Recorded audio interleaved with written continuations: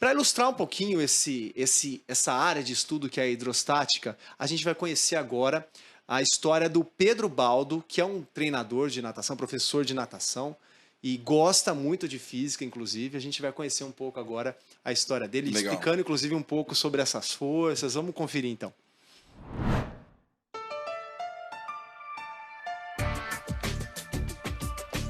Meu nome é Pedro Baldo, sou professor de natação há quase 20 anos, proprietário de uma escola de natação, né, e sou conselheiro da Federação Aquática Paulista também.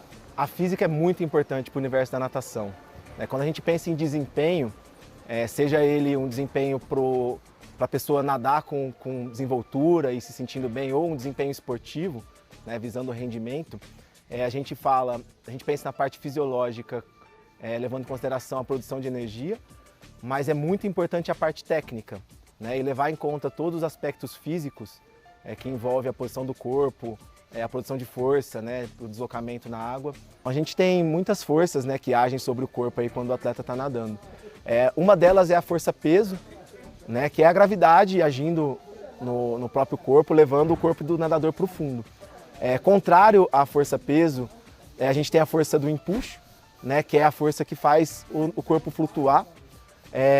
Nós temos também a força propulsiva, que é gerada pelo nadador e faz o corpo se deslocar para frente.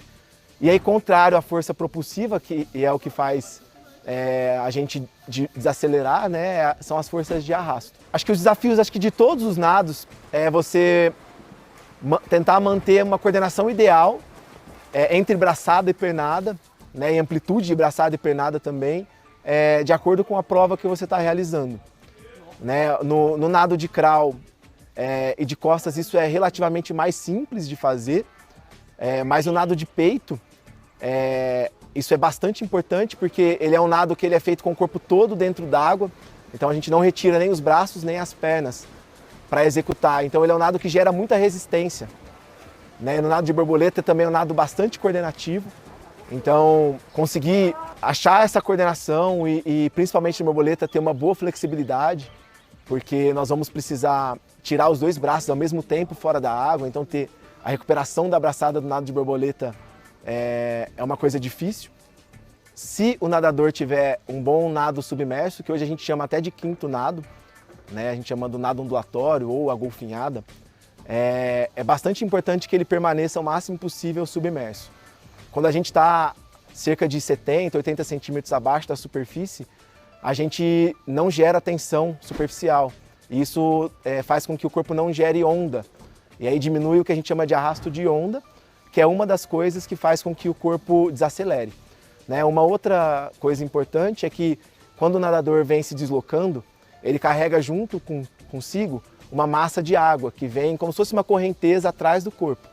E aí quando ele faz a virada, se ele sair muito próximo da superfície, ele encontra essa massa de água de frente a ele. Então o ideal é ele sair por baixo dessa massa de água, né, diminuindo a resistência, né, e consequentemente obtendo maior velocidade. Provas de 100 metros para cima, os nadadores respiram muitas vezes. A respiração ela gera uma mudança na posição de corpo, né, então a gente treina no dia a dia para tentar fazer com que o movimento da respiração altere minimamente a posição do corpo na água, fazendo com que essa necessidade de respirar não gere um arrasto maior quando o nadador estiver em disputa. Bom, a flutuação é muito importante para o desempenho, né? E uma das coisas que ajuda a flutuação é a gente manter o corpo sempre cheio de ar. Então um dos cuidados é não soltar todo o ar.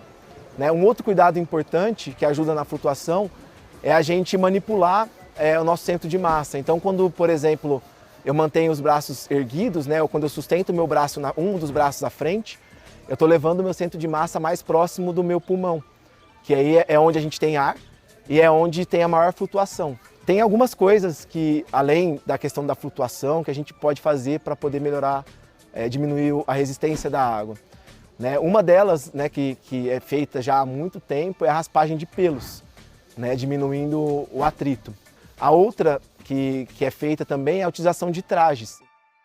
Durante a saída, que seria os primeiros 15 metros, e aí o nadador está submerso na maior parte do tempo, na maior parte das vezes, a gente tem atletas que chegam a nadar quase 3 metros por segundo.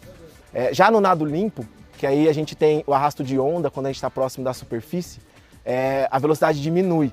E aí os principais nadadores aí da elite mundial nadam a 2,2 metros por segundo.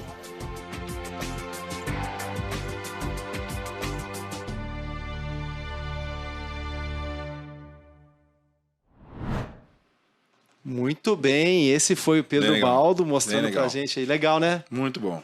Muito bem, hoje a gente está aqui com o professor Jonatas Bloch, professor de Física. A gente acabou de conferir a história aí do Pedro Baldo, a rotina do professor de natação, para mostrar pra gente aí o quão importante é a física para a natação, falando aí de hidrostática. Cara, né, e é muito legal essa iniciativa, porque a gente luta em sala de aula para justamente dar essa aplicabilidade das matérias pro dia a dia, porque para fazer mais sentido, né? É claro que o nosso foco é vestibular, a gente tem uma preparação voltada para vestibular, mas quando a gente absorve e vê nosso dia a dia, então ali ele falou, desde a alimentação tem física, e quando vai entrar na piscina tem física, então isso é muito legal.